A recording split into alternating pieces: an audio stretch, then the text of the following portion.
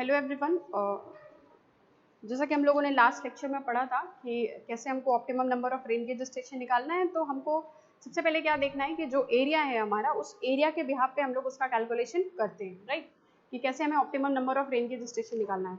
तो जो हम लोग optimum number of rain gauge station लगाते हैं, तो जैसे मान लीजिए कि क्योंकि इंडिया में जो हमारे पास रेन गेज स्टेशन है वो थोड़े से इनसफिशियंट है। कैसे है वो 600 किलोमीटर स्क्वायर, वैसे तो एज पर रिकमेंडेशन 520 पे एक स्टेशन होना चाहिए, बट है क्या एक्चुअली में 1000 किलोमीटर स्क्वायर के बीच में एक रेन गेज स्टेशन है, ठीक है। तो उसकी वजह से जो हमारे पास रेन गेज जो कि यूज होता है हमारा रेनफॉल की वैल्यू को रिकॉर्ड करने के लिए, तो वो जो डेट है हमारे पास वो हाईली इनसफिशिएंट है, जिसकी वजह से जो हमारे पास रिकॉर्ड्स हैं वो बहुत ही जो डेटा है उसमें वो बिल्कुल भी एक्यूरेट नहीं बता पाते, ठीक है। तो optimum number of rain gauge station जब हम लोगों ने कैलकुलेट किया है, तो उसमें हम लोग को जितना भी ऑप्टिमम नंबर आएगा, और जैसे कि हम लोगों ने कल न्यूमेरिकल भी सॉल्व किया था, तो उसमें क्या था कि हमने एक एरिया वाइज देखा कि कितना रेनफॉल हो रहा है और कितने जो है रेन गेज स्टेशन है। तो जैसे सपोज हमारा ABCDEF, अगर हमारे पास 6 रेन गेज स्टेशन है, उसके रिस्पेक्ट में 6 हमारे पास रेनफॉल वैल्यू है, तो उस वैल्यू के लिए हमको करना क्या है कि सामने जो है हमारे पास डेटा जो है उसमें गिवन होता है। तो फिर हम ये देखते हैं कि जितना भी हमारे पास रेन गेज स्टेशन अवेलेबल है एट प्रेजेंट टाइम और कितना हमारे पास हमको चाहिए, ठीक है। तो हम लोग उस बिहाफ पे क्या करते हैं, optimum number of rain gauge station को निकाल रहे थे, ठीक। अब आज के लेक्चर में हम लोग क्या करेंगे, जो रेनफॉल डेटा है वो रेनफॉल डेटा के को एस्टिमेट करेंगे, ठीक है। तो सबसे पहले आज हम लोग जो पढ़ने जा रहे हैं वो है हमारा estimation of rainfall data, estimation of rainfall data, ठीक है। रेनफॉल डेटा को कैसे एस्टिमेट करना है ये हमको देखना है, ठीक है, राइट। तो सबसे पहले जो हम एस्टिमेशन करेंगे, तो एस्टिमेशन करने के लिए हमारे पास 3 मेथड है।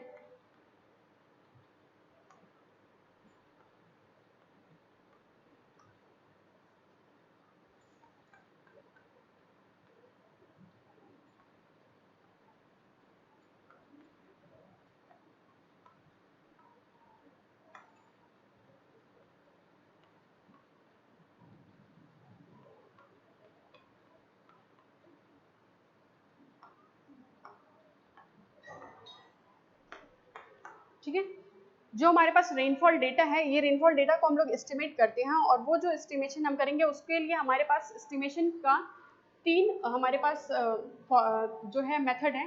सबसे पहले है हमारा अर्थमेटिक मीन मेथड, दूसरा है नॉर्मल रेशियो मेथड, और तीसरा है हमारे पास इनवर्स डिस्टेंस मेथड, ठीक है। ये तीनों के तीनों जो है वो स्टैटिस्टिकल बेसिस पे हैं।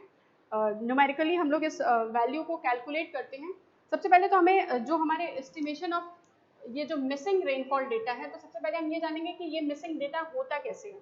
तो जैसे मान लीजिए क्या है कि कोई एक पर्टिकुलर लोकेशन है, और उस पर्टिकुलर लोकेशन पे किसी एक टाइम पे कोई डिवाइस जो कि रेन गेज स्टेशन है हमारा, सपोज वो इनऑपरेटिव हो गई, वो काम नहीं कर रहा है किसी एक पर्टिकुलर डे पे और पर्टिकुलर सीजन पे और पर्टिकुलर टाइम पे, तो क्या होता है कि अगर वो डिवाइस इनएक्यूरेट बताती है और या फिर वो इनऑपरेटिव हो जाता है। जैसे मान लीजिए कि बहुत रेन स्टॉर्म आया, रेन स्टॉर्म के दौरान जो हमारा इंस्ट्रूमेंट है वो थोड़ा सा डिसबैलेंस हो गया, और जिसकी वजह से उसकी वर्किंग जो है वो सही से नहीं हो पाई।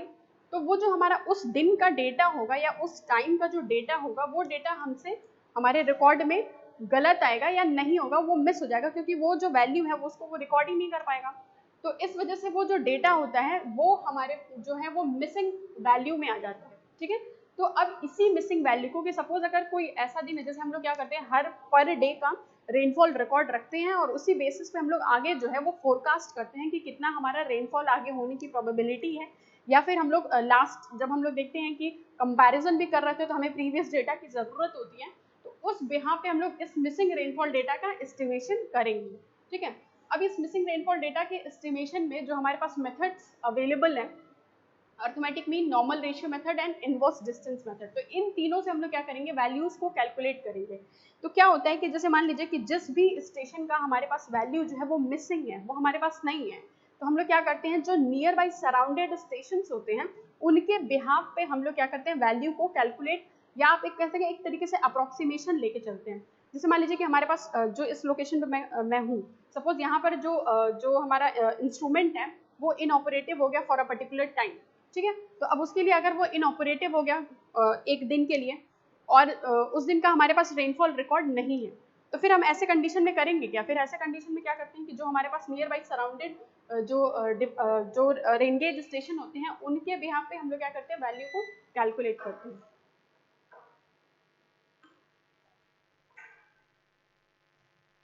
राइट।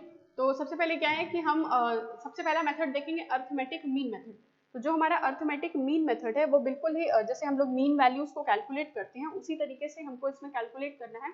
तो जैसे क्या है कि हम लोग जो रेनफॉल की वैल्यू होती है वो रेनफॉल को हम लोग रिप्रेजेंट करते हैं P से, ठीक है। तो P और हमने एक मान लिया कि ये जो P है वो रेनफॉल की वैल्यू को बता रहा है और हमने एक X स्टेशन ले लिया, ठीक है। तो ये जो X स्टेशन है ये हमारा मिसिंग स्टेशन होगा, जिस भी स्टेशन का वैल्यू मिसिंग होगा उसी मिसिंग स्टेशन को हम लोग X से रिप्रेजेंट करते हैं। तो सपोज जैसे मान लीजिए आपका कोई एरिया है और इस एरिया में सपोज यहाँ पर एक X स्टेशन है जिसकी वैल्यू मिसिंग है, तो इसकी जो वैल्यू मिसिंग है तो हम लोग क्या करेंगे, जो नियर बाई इसके स्टेशन होंगे, सपोज मान लीजिए 1 2 3 4 एंड 5 ये स्टेशन है इसके नियर बाई, तो हम लोग क्या करते हैं इसके जो नियर बाई स्टेशन होते हैं उनके बिहाफ पे इसकी वैल्यू को कैलकुलेट करेंगे मीन के थ्रू, ठीक है। तो इसके लिए जो हमारे पास फॉर्मूला है कैलकुलेट करने का अर्थमेटिक मीन मेथड से,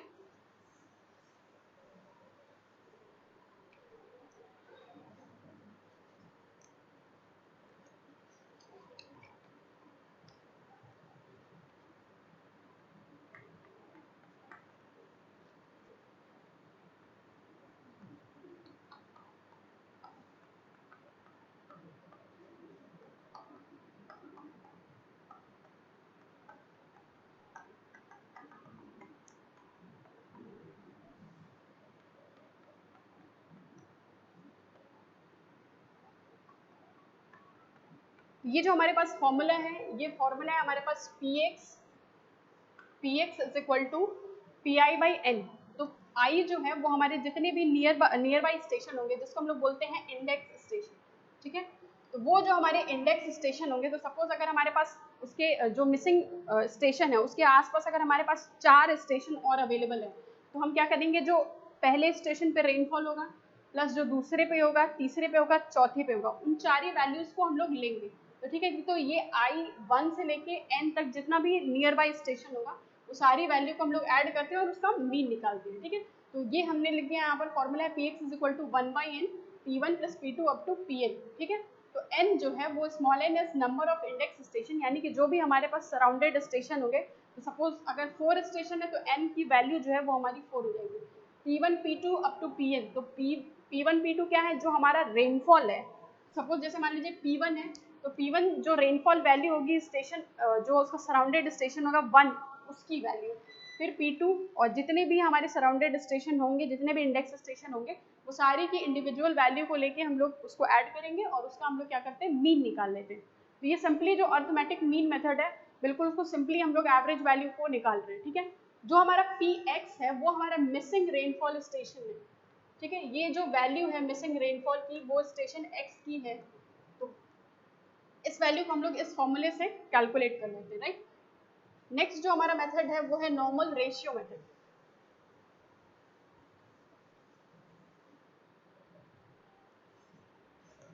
नॉर्मल रेशियो मेथड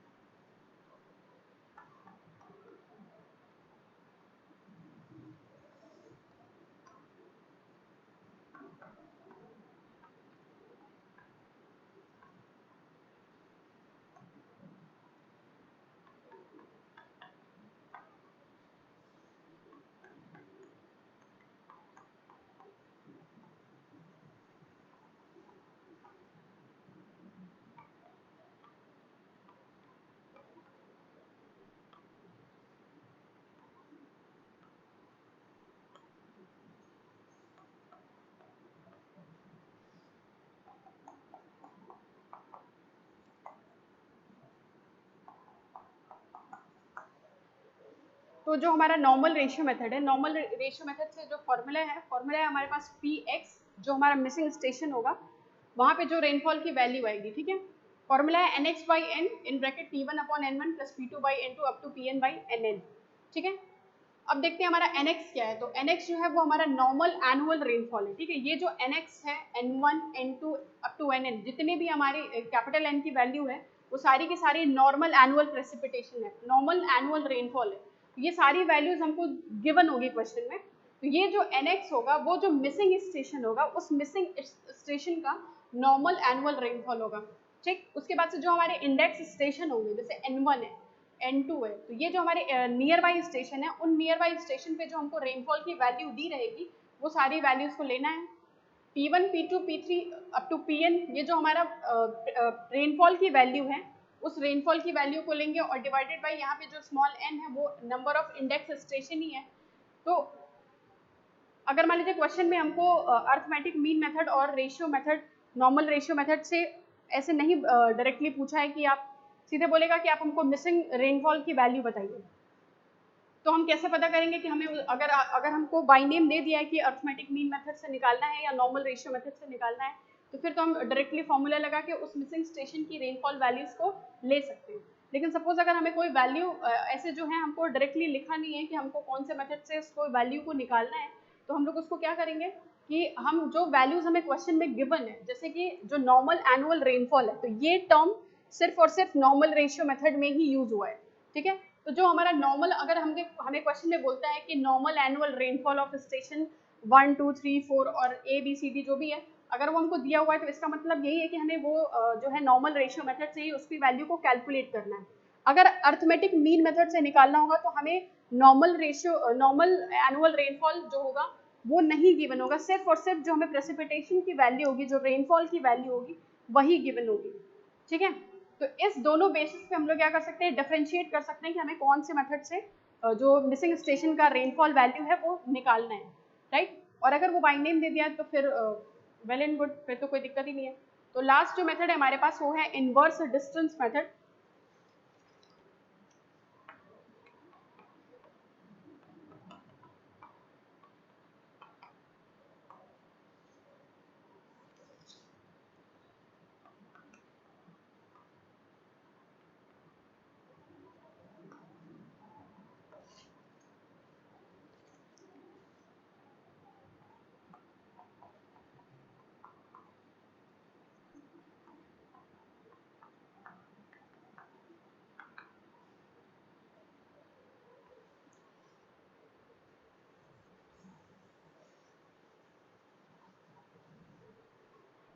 जो हमारा इनवर्स डिस्टेंस मेथड है, तो इनवर्स डिस्टेंस मेथड में होता क्या है कि हमें कोऑर्डिनेट गिवन होता है और उस कोऑर्डिनेट्स में हमें क्या होता है, x1 y1 x2 y2 x3 y3 ऐसे हमें वैल्यूज गिवन होती हैं, उनके बिहाफ पे, उनके बेसिस पे हम लोग क्या करते हैं, मिसिंग वैल्यू को निकाल करते हैं। तो ये जैसे मान लीजिए हमारा कोई मिसिंग रेनफॉल डेटा है स्टेशन x का, ठीक है, तो ये हम वैल्यू को कैलकुलेट कर रहे हैं, सब में हम लोग मिसिंग रेनफॉल की वैल्यू को ही निकाल रहे हैं। अब इसमें क्या है कि जो फॉर्मूला है PI WI divided by WI, ठीक है। तो ये जो हमारा स्टेशन 1 से लेके n तक जितने भी स्टेशन होंगे उनकी वैल्यू, जैसे मान लीजिए हमारे पास 4 नियर बाई इंडेक्स स्टेशन है, तो P1W1 plus P2W2 plus P3W3 plus P4W4 divided by W1 plus W2 plus W3 plus W4, ऐसे लेके चलना है, ठीक है। तो ये जो हमारा प्रेसिपिटेशन का वैल्यू होगा, जो रेनफॉल की वैल्यू होगी वो तो गिवन ही होगी, लेकिन अगर हमें ये जो WI है ये क्या है, तो जो W है वो हमारा वेटेज है, ठीक है। उस वेटेज को हम निकालते कैसे हैं, ये वेटेज जो है वो डिस्टेंस का इनवर्स होता है, ठीक। तो जो हमारे डिस्टेंस का स्क्वायर होगा उसका ये इनवर्स है, तो WI is equal to 1/DI square, right. अब हमें ये जो डिस्टेंस है इसको कैसे निकालना है, तो जो भी हमारे पास कोऑर्डिनेट्स गिवन होंगे, जैसे जब हम इसका न्यूमेरिकल सॉल्व करेंगे तो हम देखेंगे कि हमको कोऑर्डिनेट गिवन है, जैसे x1 y1 x2 y2 ऐसे करके कोऑर्डिनेट गिवन होगा, तो ये हम लोग DI की वैल्यू को यहाँ से निकाल सकते हैं 1/xi square plus yi square, ठीक है। तो x1 y1 दिया होगा तो x1 square plus y1 square, फिर अगर दूसरा कोऑर्डिनेट दिया है तो जितने भी कोऑर्डिनेट दिए होंगे उनका हम लोग क्या करेंगे, यहाँ से ये वैल्यू को इस फॉर्मूले से निकालेंगे, ठीक है। तो यहाँ से हमारा क्या होगा, WI की वैल्यू जो है वो आ जाएगी। तो जब WI की वैल्यू आ जाएगी तो हमें क्या करना है, PX वाले फॉर्मूले में इसको पुट करना है, ठीक। तो हमारे जितने भी स्टेशन होंगे, जैसे अगर 4 स्टेशन है तो 4 W का टर्म बनेगा, W1 W2 W3 and W4, ठीक है, ये सारी वैल्यूज को हम लोग इसमें पुट करेंगे और इनवर्स डिस्टेंस मेथड से हम लोग मिसिंग रेनफॉल वैल्यू को निकाल सकते हैं। ठीक है, तो आप देखोगे जैसे कि हमेशा जो है हमें एक अलग अलग टर्म का यूज हुआ है तीनों में। जैसे हमारा जो हम अर्थमेटिक मीन मेथड से निकाल रहे थे तो उसमें सिर्फ और सिर्फ रेनफॉल के बारे में डिस्कशन है। ठीक है, सिर्फ और सिर्फ रेनफॉल है, तो रेनफॉल की वैल्यू अगर खाली क्वेश्चन में हमको रेनफॉल की वैल्यू दी हुई है तो अर्थमेटिक मीन मेथड से निकालना है। अगर क्वेश्चन में हमें नॉर्मल एनुअल प्रेसिपिटेशन दिया हुआ है तो नॉर्मल रेशियो मेथड से निकालेंगे। और अगर हमको कोऑर्डिनेट्स गिवन है तो कोऑर्डिनेट अगर गिवन होगा तो वेटेज के बेसिस पे हम लोग क्या करेंगे, इनवर्स डिस्टेंस मेथड से मिसिंग रेनफॉल डेटा को कैलकुलेट करेंगे। ठीक है, तो इसमें अब एक हम लोग न्यूमेरिकल देखते हैं।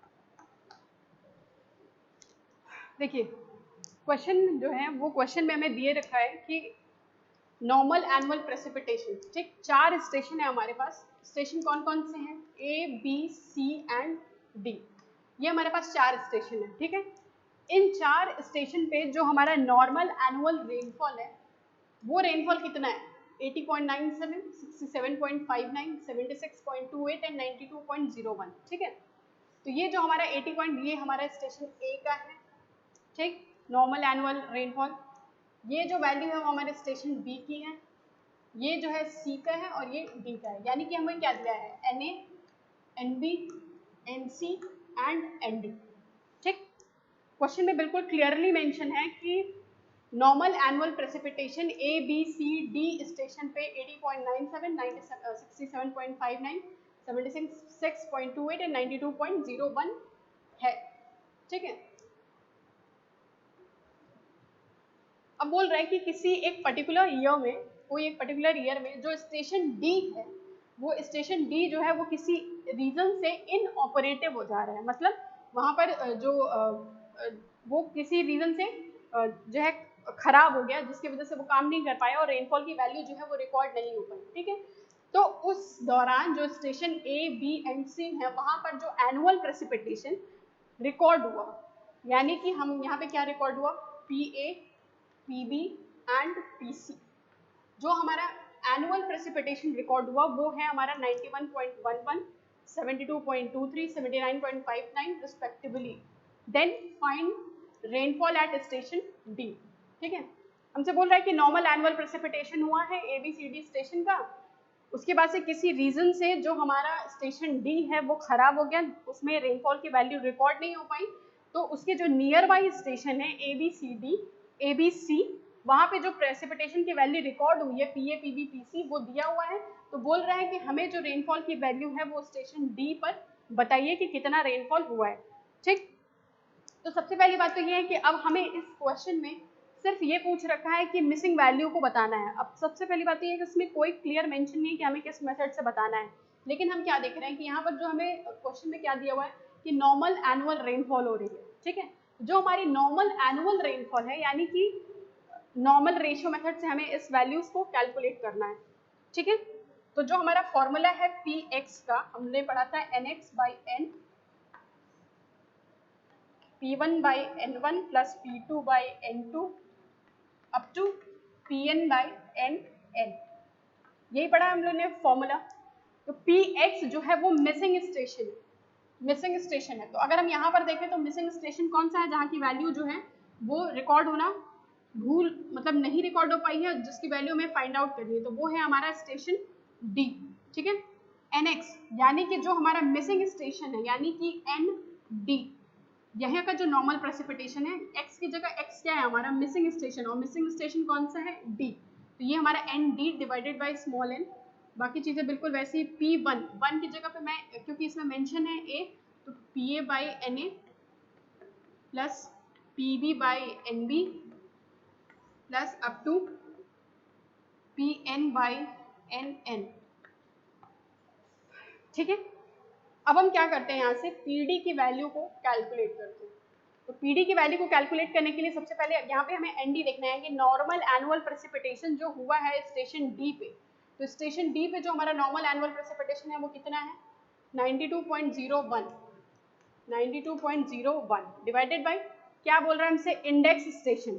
तो अब स्मॉल n की वैल्यू हम देखेंगे कि क्या लेना है। तो सबसे पहले तो हमारा जो D है वो D तो इनऑपरेटिव है, तो इसके नियर बाई कितने स्टेशन है A B एंड C, यानी कि 3 स्टेशन नियर बाई है, यानी कि 3 जो है वो हमारा इंडेक्स स्टेशन हो गया। ठीक है, तो स्मॉल n की जो वैल्यू है वो हमारी 3 आ गई।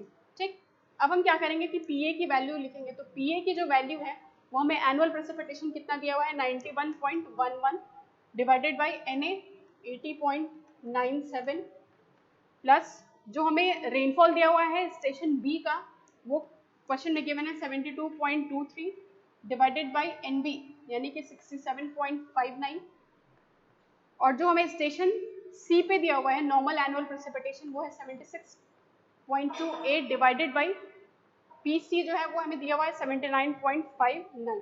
ठीक है, तो यहाँ से हम लोग क्या करेंगे जो PD की वैल्यू है यानी कि मिसिंग स्टेशन पे वो वैल्यू को कैलकुलेट करेंगे, तो ये आ जाएगी 99.04, 99.04, यानी कि जो हमारे पास ये वैल्यू हमारे पास थी नहीं, लेकिन ये वैल्यू हमने कहाँ से कैलकुलेट किया, जो हमारे इंडेक्स स्टेशन है उनके बिहाफ पे एक अप्रोक्सीमेशन लिया है हमने। तो जो हमारा स्टेशन D होगा जरूरी नहीं कि वहां पर ये जो है हमारी वैल्यू आई है वो एक अप्रोक्सीमेटेड वैल्यू है ना कि एग्जैक्ट वैल्यू है। ठीक है, तो हम लोग ऐसे मान के चलते हैं कि अगर यहाँ पे बारिश हो रही है तो इसके नियर बाई जो जगह होंगी वहां पे भी बारिश हो ही रही होगी, तो उस बिहाफ पे हम लोग क्या करते हैं इस वैल्यूज को कैलकुलेट करते हैं। राइट,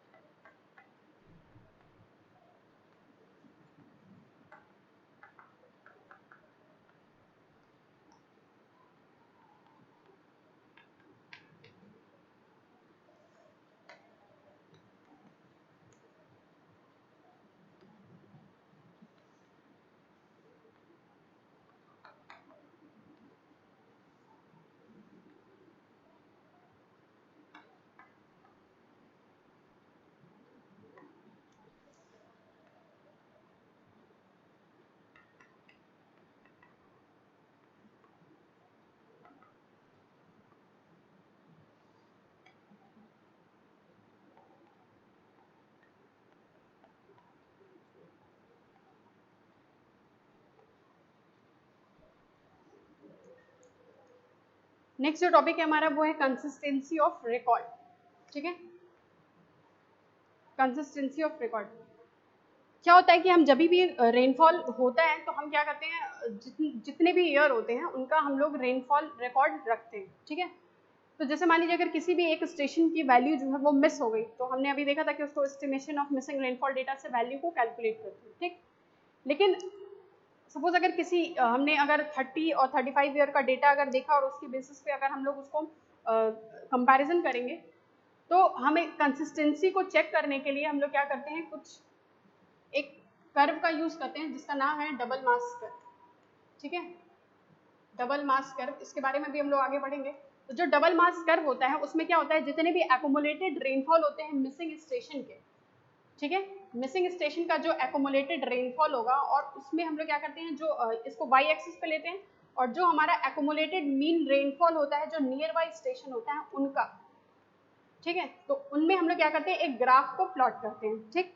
वो जब हम लोग ग्राफ देखेंगे तो जैसे क्या है, जैसे मान लीजिए अगर अभी मैंने इस ईयर से अभी अगर हम 10 साल पहले जाएं, तो अभी हमारा करंट ईयर है 2020, और अभी हम लोग 10 साल पीछे जाएंगे, सपोज 2010, ठीक है। तो हम क्या कर रहे हैं कि 2010 से लेकर 2020 तक के जो हमारे पास डेटा है उनको सपोज अगर हम स्टडी कर रहे हैं, ठीक है।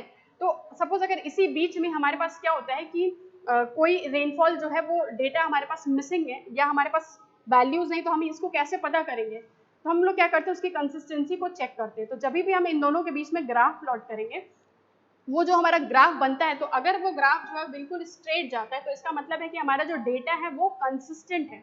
अगर इसको क्या करते हैं कि जैसे ईयर वाइज होता है, तो जैसे मान लीजिए कि हमारा 2010 से ले रहे हैं, तो 2010 का डेटा 2009, 2008, और जो हमारा करंट ईयर है सपोज 2020, तो ऐसे हम लोग क्या करेंगे, रिवर्स क्रोनोलॉजिकल ऑर्डर में इस ग्राफ को प्लॉट करते हैं ईयर वाइज, ठीक है। और जब हम इस ग्राफ को प्लॉट करेंगे तो अगर हमारे पास स्ट्रेट लाइन आ रहा है, तो इसका मतलब है कि हमारे जो भी हमारे पास डेटा हो बिल्कुल कंसिस्टेंट है, जो रेनफॉल का बिहेवियर रहा है वो पूरे उसमें कंसिस्टेंट रहा है। लेकिन जैसे ही हमको इस ग्राफ में डेविएशन दिखता है, तो डेविएशन क्या होगा, तो जब भी डेविएशन होगा तो ये क्या होगा, हल्का सा शिफ्ट हो जाएगा, तो कुछ किसी एंगल पे वो शिफ्ट हो जाता है, तो वो जो हमारा उस ईयर में, जिस ईयर में वो जो हमारा जो लाइन है वो शिफ्ट हो रही है, डेविएट होगी, वो ईयर जो होगा वो इनकंसिस्टेंट ईयर में आ जाएगा। तो हमें यही देखना है कि वो जो इनकंसिस्टेंसी आ जाती है रेनफॉल में, वो इनकंसिस्टेंसी किस वजह से आती है। तो वो जो हमारा इनकंसिस्टेंसी आती है कैसे, जैसे मान लीजिए कि हमारा जो भी रेन गेज स्टेशन है, तो सपोज अगर हमारा कोई रेन गेज स्टेशन हमने उसको इंस्टॉल किया है और फिर हम क्या कर रहे हैं, उसको किसी दूसरे जगह पे शिफ्ट कर रहे हैं, ठीक है। तो जैसे मान लीजिए कि अगर 8-9 साल से अगर वो जो हमारा रेन गेज स्टेशन वहीं पर है और हमने उसको शिफ्ट करके दूसरे जगह पे, दूसरे लोकेशन पे ले गए, तो क्या हो जाएगा, जितना दिन शिफ्टिंग का होगा उस दौरान हमारे जो वैल्यूज होंगी वो मिसिंग हो जाएंगी। तो मिसिंग हो जाएंगे तो डेटा हमारा क्या हो गया, इनकंसिस्टेंट हो गया, मतलब जो हमारे पास रिकॉर्ड आने चाहिए थे, अब वो एग्जैक्ट रिकॉर्ड तो मिलेगा नहीं उतना, वो हमारा जो वैल्यू होगा वो इनएप्रोप्रिएट हो जाएगा। तो वो जो है वो हमारा इनकंसिस्टेंसी आएगी। तो वो किस वजह से आ रही है, लोकेशन चेंज होने की वजह से, ठीक है। दूसरा क्या है कि हमारा नेबरिंग ऑफ स्टेशन जो है, जो भी हमारा स्टेशन है, सपोज अगर हमारा स्टेशन सपोज ए है और उसके में क्या हो रहा है कि उसके नियर बाई 3 स्टेशन है, suppose B C and D, ठीक है। तो जो हमारा B C and D station है, तो अगर बी सी डी में कोई चेंज आ रहा है और ए जो है वो अपनी जगह पर ही है, तो अगर ए में कोई वैल्यू, सपोज आगे चल के ए की कोई वैल्यू, स्टेशन ए की कोई वैल्यू मिस हो रही है, तो बी सी और डी अगर ऑलरेडी इनऑपरेटिव है, तो ए की वैल्यू अपने आप ही जो है वो इनकंसिस्टेंट हो जाएगी, ठीक है। तो नेबरिंग स्टेशन में भी अगर कोई चेंजेस आ रहे हैं तो उसकी वजह से, अगर suppose for a particular day और टाइम जो हमारा स्टेशन है वो काम नहीं कर रहा है, तो नेबरिंग ऑलरेडी वर्किंग कंडीशन में नहीं है या फिर चेंज में है, तो वो हमारा डेटा जो है वो इनकंसिस्टेंट हो जाएगा। उसके अलावा क्या है, चेंज इन इकोसिस्टम, जैसे मान लीजिए कि कोई फॉरेस्ट फायर हो गया, जैसे मान लीजिए हम लोग जो भी रेन गेज स्टेशन इंस्टॉल करते हैं तो हम देखते हैं क्या कि वो बिल्कुल लेवल ग्राउंड पे हो, उसकी जो फेंसिंग हो, अगल बगल कोई बिल्डिंग ना हो, तो हम लोग इस चीज़ को देखते हैं। तो अब सपोज जैसे मान लीजिए हमने उसको बिल्कुल ओपन फील्ड में किया, अब लैंडस्लाइड हो गया या फिर फॉरेस्ट फायर की कंडीशन आ गई, वहाँ पे रेन गेज इंस्टॉल है, तो फिर क्या होगा, वो हमारा इनऑपरेटिव हो जाएगा उस पर्टिकुलर टाइम के लिए।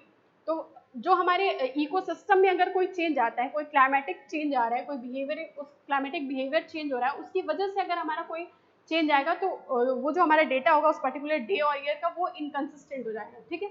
उसके अलावा क्या आता है हमारे पास, ऑब्जर्वेशनल एरर, सपोज मान लीजिए कि ज़्यादातर जैसा कि हम जानते हैं कि हमारे पास जो रेन गेज हैं वो ज़्यादा से ज़्यादा क्या है, वो सारे मैक्सिमम जो हैं वो हमारे पास नॉन रिकॉर्डिंग टाइप है, ठीक, यानी कि मैनुअली ऑपरेटेड है।